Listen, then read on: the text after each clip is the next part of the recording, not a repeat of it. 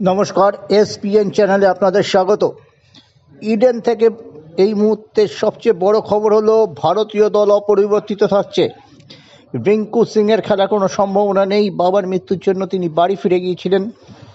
চেন্নাই থেকে রবিবার রাতে দলের সঙ্গে যোগ দেবেন। ম্যাচ ডেতে যেন 15 জন খেলোয়াড় ইডেনে উপস্থিত থাকেন, সেই জন্য শুরু করবেন দলের ইনিংসের গোড়াপত্তন করবেন অভিষেক শর্মার সঙ্গে। এতে টপ অর্ডারে ডানহাতি ব্যাটারের সংখ্যা বাড়বে। তিলক ভার্মা দারুণ খেলেছেন মিডল অর্ডারে, রিঙ্কুর জায়গায় লোয়ার মিডল অর্ডারে তিনি হয়তো হার্দিক পান্ডিয়ার ওপরেও আসতে পারেন। ওয়েস্ট ইন্ডিজ দলেও প্রস্তুত, চোট আঘাত কোনো সমস্যা নেই।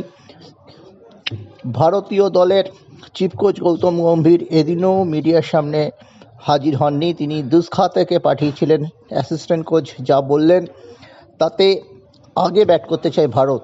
এই টুর্নামেন্টে ভারত রান চেস করে সত্যি শোচনীয়ভাবে হেরেছে দক্ষিণ আফ্রিকার কাছে। সেই দুঃস্বপ্ন এখনও তাদের তাড়া করে বেড়াচ্ছে।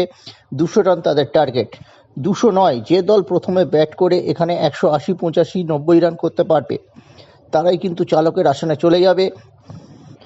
যদিও 9টা, 9:30টার পর ইডেনের শিশিরজনিত কারণে বল গ্রিপ করতে অসুবিধা হবে। স্পিনারদের একটু আগে বল করিয়ে নেওয়া উচিত, যে দল পরে ফিল্ডিং করবে তাদের। আরও একটা ব্যাপার হচ্ছে, এই মাঠটা বরুণ চক্রবর্তীর কাছে যেমন চেনা, রাদারফোর্ডের কাছেও চেনা। ওয়েস্ট ইন্ডিজ এই মাঠে 2টি ম্যাচ খেলেছে, কিন্তু সেটা ছিল সকাল 11টায় এবং বেলা 3টেয়। তার সাথে ইডেনের পরিবেশের আকাশ পাতাল তফাৎ থাকবে। তখন ইডেনে 1020-25 লোক ছিল, আজকে কিন্তু প্রায় 65 থেকে 67 হাজার লোক থাকবে।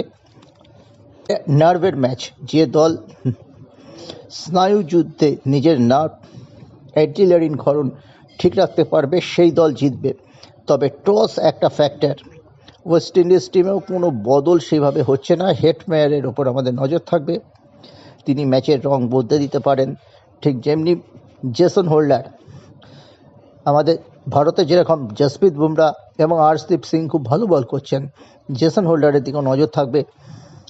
তবে রোমারিও ইডেনে হ্যাট্রিক করেছিলেন প্রথম ম্যাচে। রোমারিও কিন্তু ওয়েস্ট ইন্ডিজের প্রথম একাদশে নাও থাকতে পারেন।